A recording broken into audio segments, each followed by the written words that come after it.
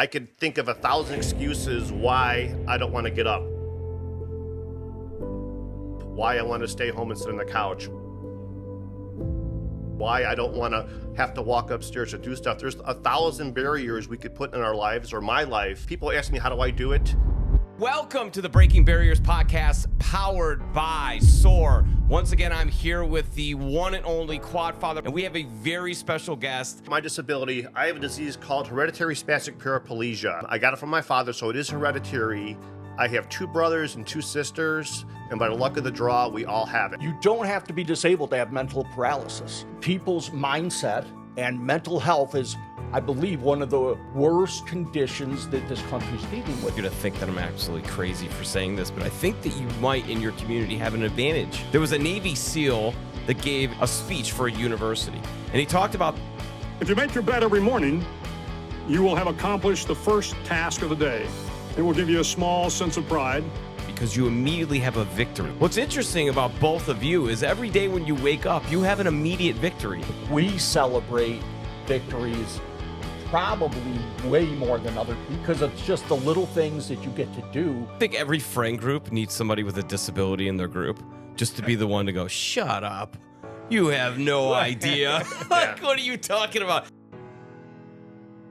Welcome to the Breaking Barriers podcast, powered by S.O.A.R. Once again, I'm here with the one and only Quad Father. My name is John Morris. I will be your co-host today, and we have a very special guest, an unbelievable story. You are going to hear a story of breaking barriers because there are 61 million people in the United States that are disabled, and every single day, just to live, they have to break barriers. They're doing things that are absolutely outstanding and amazing that folks like me take for granted. So we want to tell those stories so that you understand and feel something about that. And hopefully that leads you to wanting to contribute back. And you could do that by going to www.soarnonprofit.com.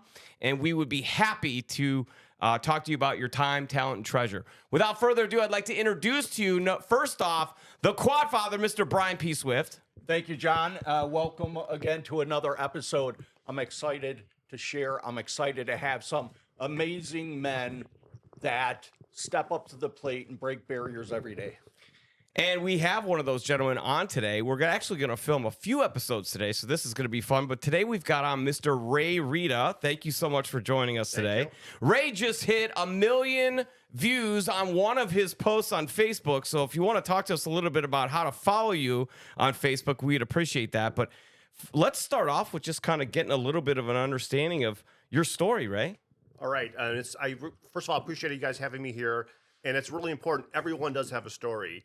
My story with my disability, I have a disease called Hereditary Spastic Paraplegia, HSP for short. I got it from my father, so it is hereditary. I have 2 brothers and 2 sisters, and by the luck of the draw, we all have it. So we had a 50% chance of getting it, and we all have it. So it just affects my legs, my lower half. And so what happens with that is I don't get the signal from my brain to my legs to move my legs. So every conscious step that I take or every movement, I've got to tell myself to move my legs or physically take my hands and move my legs. Does it suck? Of course it sucks. Weather, that cold weather affects me. If I get nervous, affects me. Not that I'm a big drinker, but if I drink too much alcohol, that affects me too.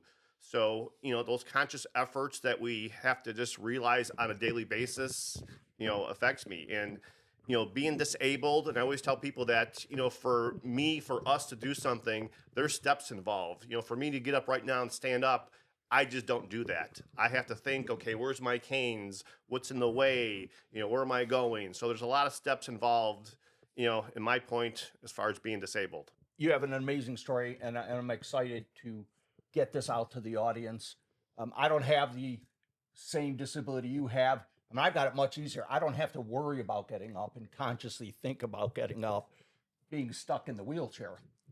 But we've known each other for a long time. And the thing that I respect the most is the way you approach life. Because I don't think many people know that you battled this disability and the steps you have to take to break the barriers down to get out every day, to show up to work, to show up to events, to run an entrepreneurial business like you have. So in the spirit of breaking barriers, why don't you share some more of the things that go on behind the scenes that allows you to get out and thrive? Just talking about breaking barriers. Now, I'm speaking on my viewpoint here. I could sit back and say, I could think of 1,000 excuses why I don't want to get up, why I want to stay home and sit on the couch, why I don't want to have to walk upstairs to do stuff. There's 1,000 barriers we could put in our lives or my life. But, people ask me, how do I do it? I have goals that I want to meet. I just don't sit back and just have a pity party for myself. I'm always striving to take that next step to meet that next goal. And that's what keeps me going. And of course, I have a family, I have kids. I want to do it for them too. But just sitting back and doing nothing, is going to get me nowhere. Exactly. And you talked about a topic that this year I'm going to push and try to help, which is mental paralysis, right? The physical paralysis that we share in different ways creates more of a problem in terms of mental paralysis. And let me tell you, you don't have to be disabled to have mental paralysis. People's mindset and mental health is, I believe, one of the worst conditions that this country's dealing with is mental health. And it's something that we have to deal with, which is that mental health and mindset. How do you get by that? I always tell people you could choose to be happy or you could choose to be sad. It's so easy to be sad and, put yourself down and think, why? Being happy for me is a lot easier. Going through life being sad and negative, for me, it's just, it's hard. But if you just put your mindset, like you talked about the mind is a very important tool we all have. So, make that choice. I mean, try happy. And you brought up a word, choice. It's a choice. Yeah, so absolutely. I mean, I get up every day knowing I'm still a quadriplegic.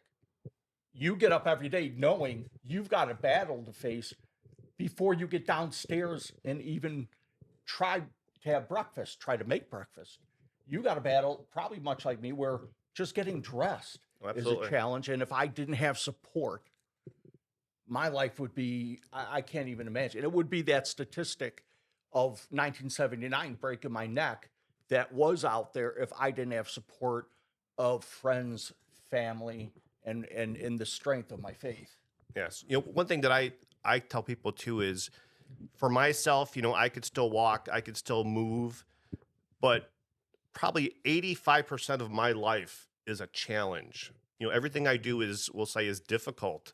So in the back of my mind, I know that things I do, I don't do well. And so I always have that thing, if I'm going to do something, am I going to do it, we'll say good enough? And, I don't know, good enough is a good term, but you're always striving to make yourself better, if that makes sense. Absolutely. Like the Bears, better, best. Yeah. Never Good, let better, it rest till the good become the better and the better become the best. Now, for you Bears fans out there, that's not a new saying made up by the coach. That saying's very old and has been used years ago. And the reason I know it is because I've used it 20 years ago. I think Fergie Jenkins actually said it in his Hall of Fame acceptance speech. Did he really? Yeah, and I know that there was some audio that came out of a woman's high school basketball coach that was a woman coaching the team that was using that as well. And I think that it's kind of made its way around, but it's really interesting the way that the team has rallied around that. It's been pretty fantastic to watch the Chicago Bears. I'm curious though, Ray, like, is it somewhat of a, now this may sound strange, but is it somewhat of a benefit that your siblings have a similar condition in that you were able to go through that process of early stage in life together, or did that make it more difficult? Well, it's funny you say that because, people ask me all the time, am I upset? Am I mad that I have a disability? And to be honest with you, I'm not. And it's exactly for that reason, because my siblings have it too. So It's not just myself.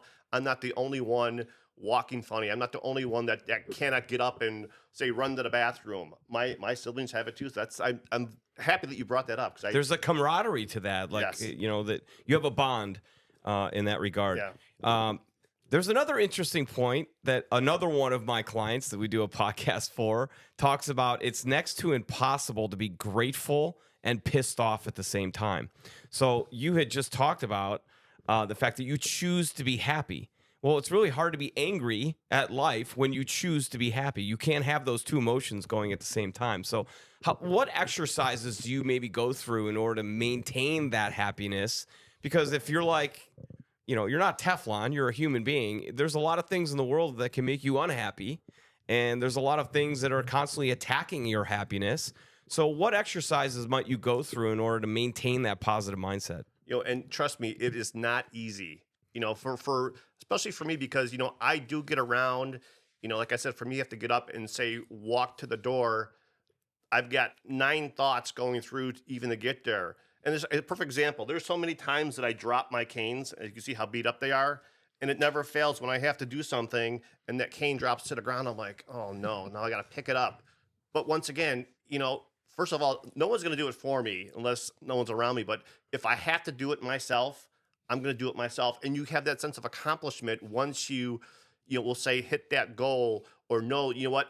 I did it. I didn't let that overcome me. I moved forward. I took that next step. So I'm just constantly thinking of what I could do to make myself better. Okay, so you're ready for this. You're going to think that I'm absolutely crazy for saying this, but I think that you might in your community have an advantage over the rest of us that maybe have all of our phalanges in use. There was a Navy SEAL that gave an acceptance or a speech for a university. And he talked about the first thing that you should do in the morning is wake up and make your bed because you immediately have a victory. What's interesting about both of you is every day when you wake up, you have an immediate victory. Just the fact that you had to get yourself into the wheelchair to operate, the fact that you had to get yourself using the crutches and moving throughout the day, you immediately have things to say, wow, I'm proud of myself, because a lot of people, this would have wore them out. Like they would have been worn out. They wouldn't have made it to the level that you're at just mentally. The fact that you both exist and have had successful lives is an achievement in itself. But that's, if you really think about it, like every morning when you wake up, just to get up, you're breaking a barrier to get onto the way that society is set up. It's not set up for you. And John, to your point, we celebrate victories probably way more than other people. Yeah. Because of just the little things that you get to do. I put on a shirt, and we'll hear from other people later, and I can guarantee it gets stuck on the back of my chair. And I have to fight that. Like sometimes I felt like I was in a 5-round fight just to get my shirt on, off of the back of my chair, stuck, and pulled down enough so that I look decent. That is a victory. Brushing my teeth, a victory. We probably could both go on with so many victories that may seem insignificant in the scheme of life, but trust me, we have to build on those. And I not to answer your question, John DeRay, but I think we probably all start the day with gratitude. Absolutely. I think every friend group needs somebody with a disability in their group just to be the one to go, shut up. You have no idea. Like, what are you talking about? Like, I'm holding this microphone right now because I'm not exactly the smartest cat in the world, and I forgot my clamps, which is why we're holding the microphones today, okay? So as I'm setting up the podcast here today, and I'm whining and complaining, Brian essentially just went, just stop already. Just get the thing set up. We'll figure out a way. So I think that you have that ingrained in you, that it's like, hey, we just keep going. We just keep getting on with life. Absolutely. You can't let the little things get you. Yep. And to your point, it is difficult to have gratitude and be miserable. Yeah. Misery robs you of so much mental strength, physical strength. It takes more to be miserable than it does happy. So we just don't have the time, and nor are we built with any type of victim mentality. Because I can't imagine being Ray and knowing at some point, my life's great. I'm out running around. I'm out doing things, that at some point, all of a sudden, my legs start to fail me. Mm. Like he's got to absorb that over, I don't know how long it took you, Ray, before you really got to a point where you needed canes. I mean, I broke my neck and it was an instant change. I didn't have to live over. How long did it take before? So I guess to backtrack a little bit. So my story, I'm 57 now. My disability didn't start till my 40s. So as a younger adult, as a kid, I was Whoa. able to play sports and run and do all that stuff. So I wish I would have brought that up earlier. So in my 40s, what happened is people started me to see like a little limp, and I didn't even notice that. And as time went on, what happens? Those legs get really spastic. Those muscles get really weak. So in my 40s, I would just take a little limp. I noticed I really couldn't run anymore, which was really odd. Even though my siblings had it, we just really didn't pay attention to it. And I don't know if I said this, my dad had it, and we were really not diagnosed what the disease was. So we just figured there was something wrong with us. Meaning your father was Yes. not diagnosed. Yes. He just thought. So all of your siblings, you included, you Correct. all grew up with playing sports, just kind of natural, and then this progresses and just kind of shows up. Yeah, so I'm the second youngest, and my oldest sibling is probably 73, 74. So there's kind of a big age difference there. And I just, we just knew we had something. I went to, walking with just a limp, and then I had to go to one cane. Now I walk with two canes, and I don't go anywhere. I can't function anywhere without my canes. And, I accepted it, but like we were saying, I had the experience of doing all that stuff, running and functioning and playing sports as a younger kid. I guess my mind is wandering to a place of thinking, and I don't know why I would be thinking this, but like, which would be harder, Brian immediately going, "This is life," or Ray having a progression of like, "Wait a minute, now it's a little bit worse today than it was yesterday." Well, as you learn, John, you can't compare disabilities. You can't compare abilities. Yeah. In all honesty, it just doesn't serve you. I broke my neck, and my dad's feeling, and I'm sure my mom's, to some degree, was okay. Now what? Mhm. Ray hit 40 something, started to see a difference, and at some point, you have to ask yourself, now what? You're facing a divorce. Now what? You're in an accident. Now what? You're ready to go bankrupt. Now what? That is a question I pose to many different people that I coach or talk to or mentor, because ultimately it's that now what that needs to be answered. Why it happened, how it happened, just has so little meaning. So for me to say, would that be better or worse? I don't have time for that, because it is what it is. It's now what? Now what do I need to do to move forward, right? Absolutely. Comparison is dangerous, right? Whether it's It to compare your disabilities or your abilities, it's a dangerous place to go. It steals joy, Yeah. and it steals valuable mind time to compare. And uniqueness. Because typically when you compare, you're trying to find the commonalities, and sometimes it's okay to be different. Yeah. Or maybe not sometimes. It's always okay to be different. But I still am curious. Like, do you have some exercises that you go through mentally to maintain the positive mindset? Like, there are some folks that journal. There's some folks that turn to prayer. There's some folks that, have some sort of meditation process. Like, is there something that you consciously do on a daily basis to maintain that positive mindset? I do thank God every day for my situation and me being able to stand up, walk, and get forward. Without him, was gotten me to where I am today. I went through a divorce. I went through all that rough stuff. And if it wasn't to going to church and praying, I wouldn't be here right now. So that's the number one thing that's got me through a lot of that. Amen. And I got to second that. I mean, I wake up and the first thing I do is pray. When I go to bed, the first thing I do is pray.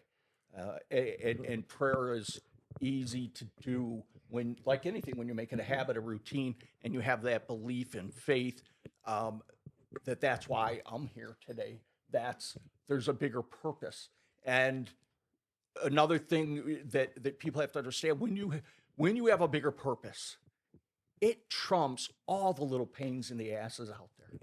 It just gets you by so many things that others might just succumb to and get miserable over and swear over and be upset over. But that bigger purpose, which is somebody who loves you more than your mother, who out here has, you know, if you have somebody that loves you more than your mother, you are so blessed. And there's only one person that loves us more than our mothers. That's God. Yeah. You know, one could make the argument that it's intense to think about the fact that you both turned to God so graciously when you could have gone the other direction. You could have been bitter. You could have been sour. Why me? But instead, when maybe you could say, "Hey, why wasn't I shown grace?" Instead, you've gone the exact opposite direction. That's brilliant. Why is that? Why are you drawn like that to do so? I guess just, trying to be that better person, just taking those steps to push yourself to, I would say, even myself and Brian, when we're out and people see me get out of the car and say, walk into a store, or they see Brian go somewhere, people have to say, well, look at those guys. They're trying. Look at them pushing themselves. I would think we would kind of motivate people to maybe push themselves to not make excuses, or, if he could do it, we could sure do it too, or, vice versa. Yeah. So I asked Brian this question on a previous podcast that, God tests people, and he tests people that he believes have the strength to essentially prove him right, or to be the example.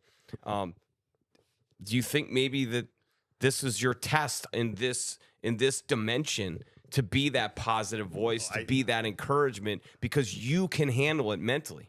I think I'm being tested all the times. I can't tell you how many times that, say I sit down and I'm like, oh man, I forgot something over there. Now I got to get up and walk over there. Is that a test for me to do it, or a test for me to say, I'll just forget about it, I'll do it later, don't worry about it? Oh, I am being tested all the time. So passing those tests. That's a great question. And I'm going to bet that Ray, and you can answer me, having faith in the Lord didn't happen when you got the injury. I'm guessing that you were brought up with and around some form of faith. Absolutely, yes. Same thing with me. Yeah. I mean, faith was always a part of my life. But let's be honest. Faith is tested when shit hits the fan. Sure. Now you got to really ask yourself, all the stuff that we've all said, I could do that. It's easy to be faithful when everything's rolling smooth. Absolutely. Don't tell me how rough the water is just bringing the shit. Yeah. I mean, that's when your faith is tested. Yeah. Very interesting. I'm curious. You're doing some work, right? So you've got a business that you're operating and so on, but you're also doing some work to create awareness and so on. So tell us a little bit about the work that you're doing. Why are you doing it? What's drawn you to that? Why do you feel like you need to do that work? So we'll say back June, July, we'll say 6 months from now, I spent a lot of time at home just kind of doing stuff on the computer. And we know AI is so big right now, and social media is so big. I'm like, I want to do something social media. I want to create some type of post or doing something.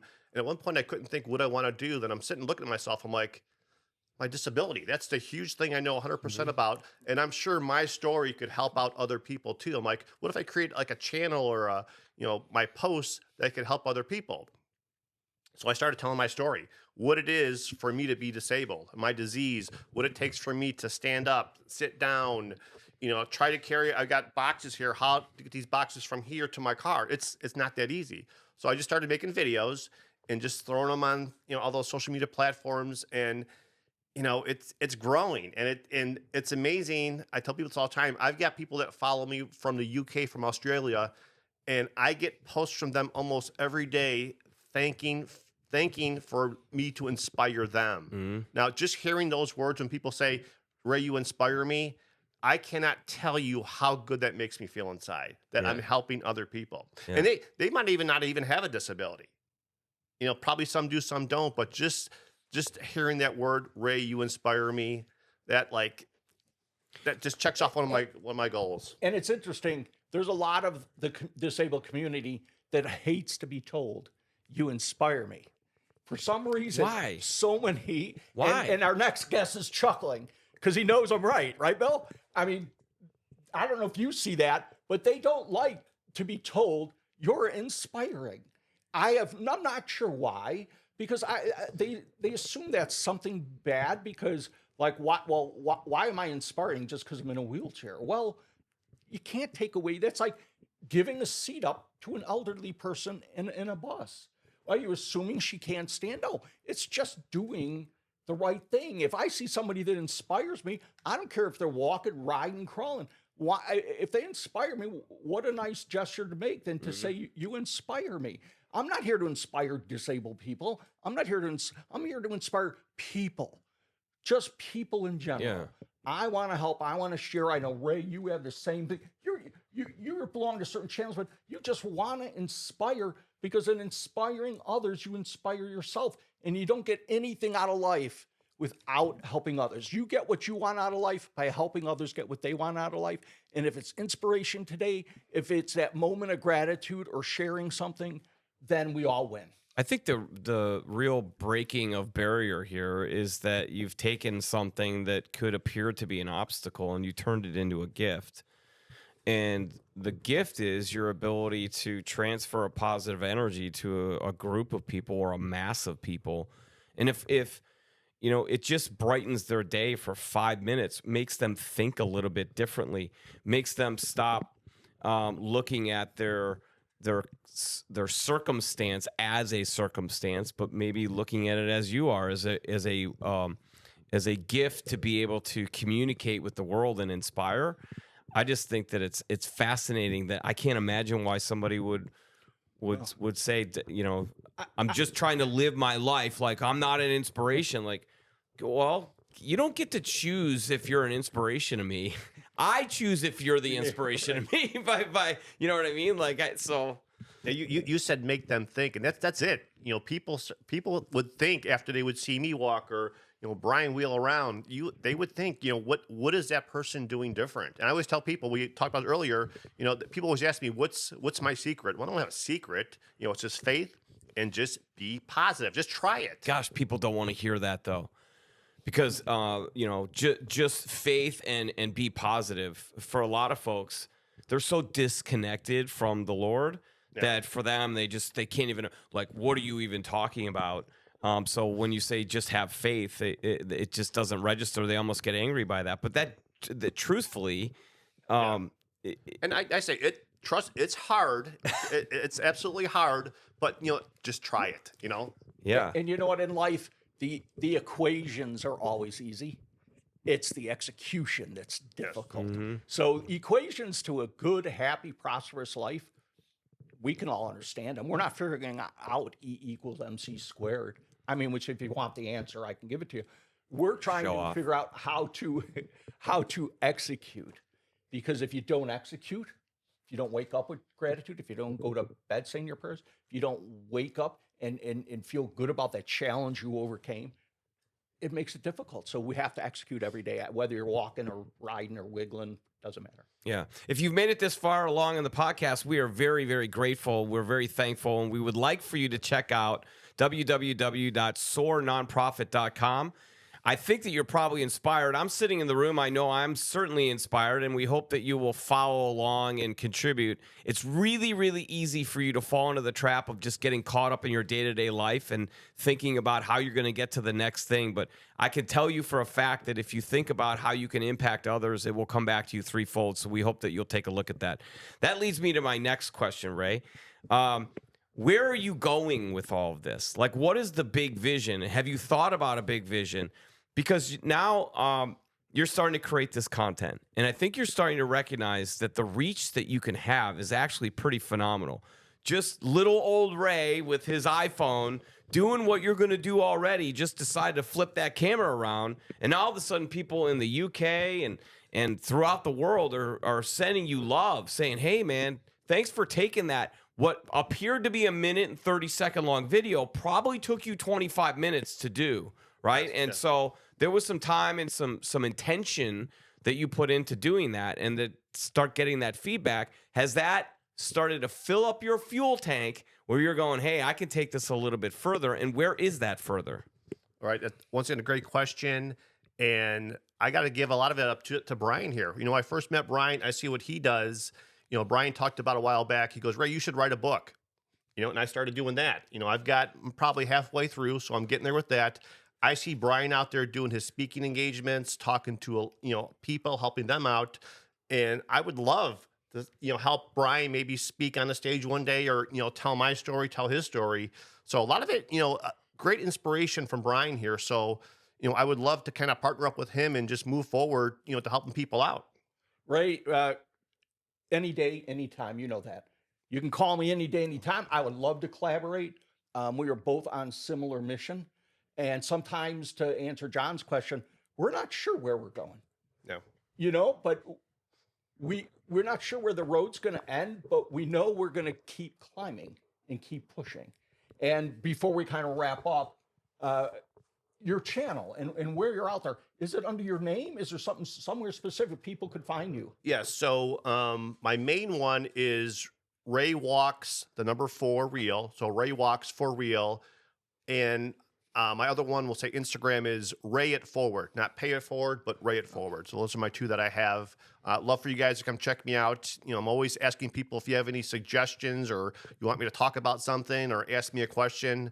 I'm an open book, so just let me know. By the way, those links will be in the description below, so please check that out, and you can click on those links. And I'm certain that if you give a follow, that would probably be a great way for Absolutely. you to show your appreciation to Ray, and he'll keep inspiring you with his content.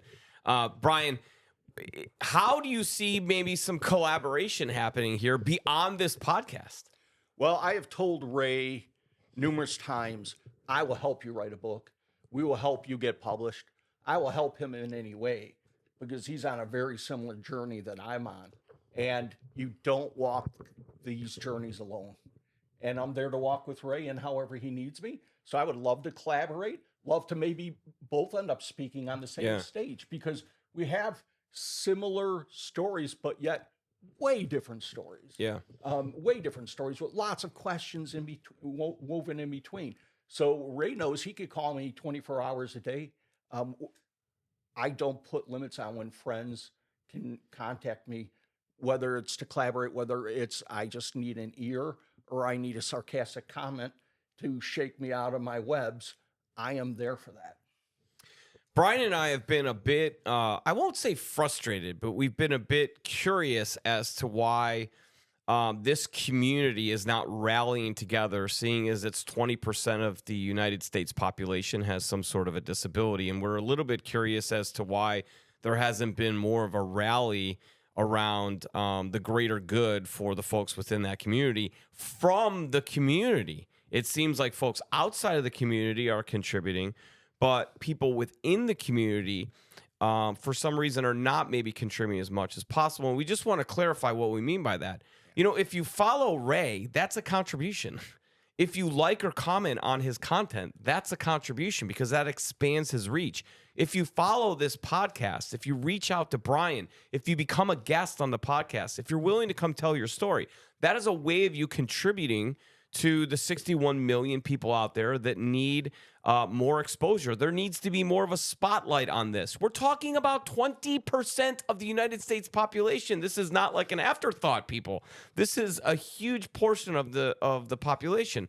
So if you are watching this and you find yourself in a wheelchair, you find yourself with crutches, you find yourself in some sort of disabled capacity, give a follow to all of us. Reach out. We're trying to do some really good work, and your contribution will help, in turn, benefit you over a long period of time. So with that being said, Ray, what would be something that you would want to get across to the community of that we're speaking to, the 61 million that you find yourself part of?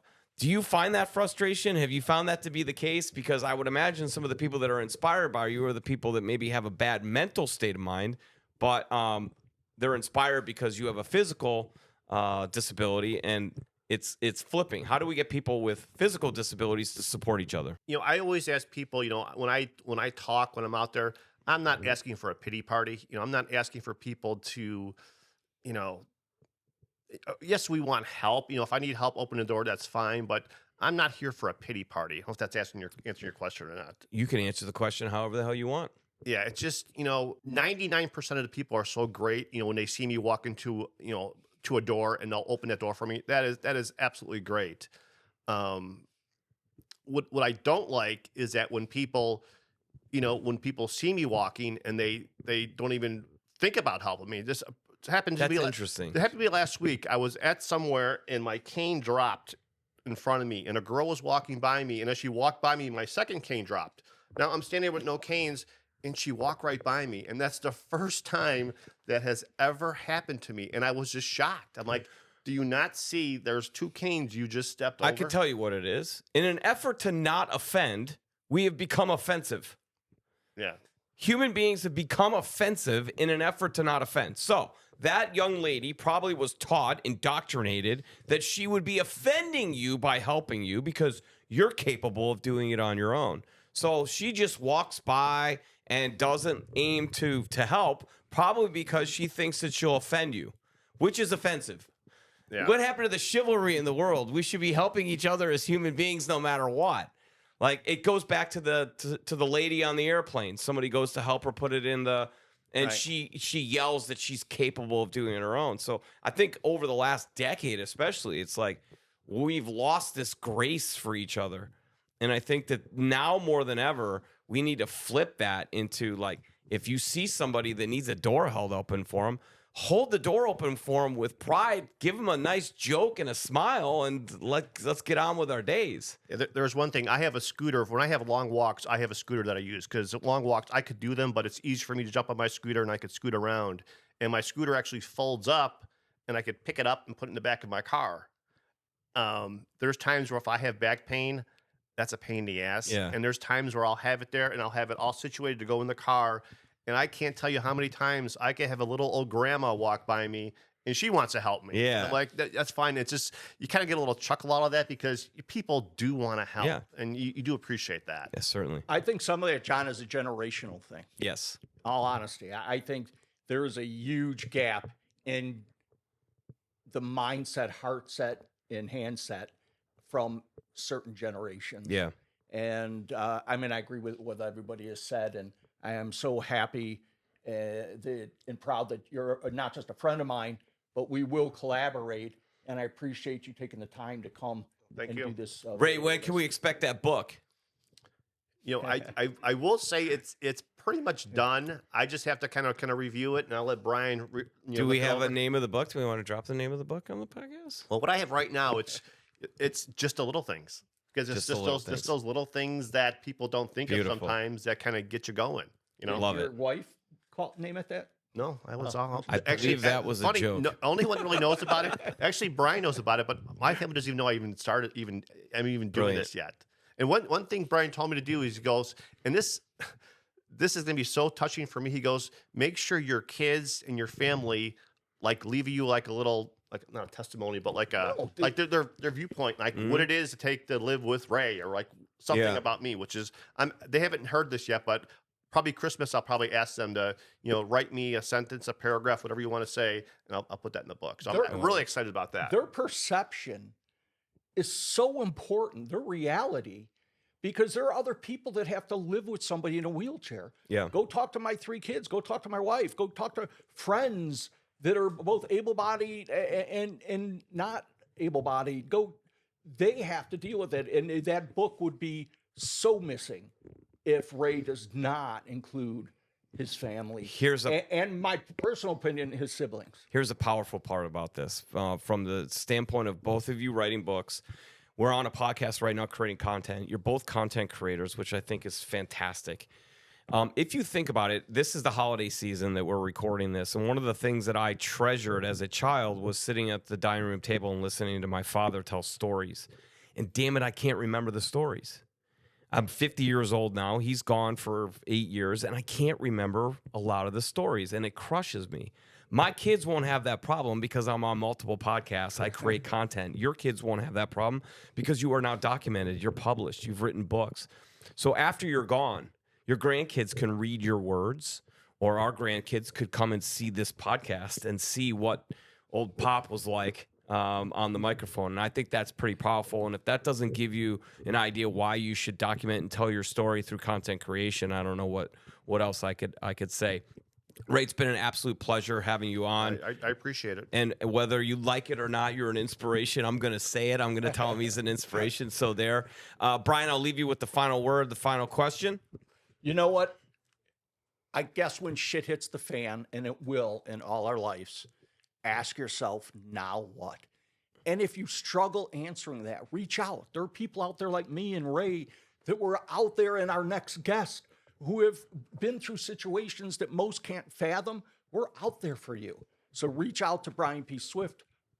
Reach out to Swift Outdoor Accessible Recreation. On Instagram, I am _Quadfather.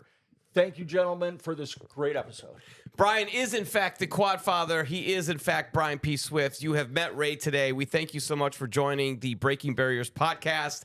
Tune in for the next episode. We're about to record it. Cheers.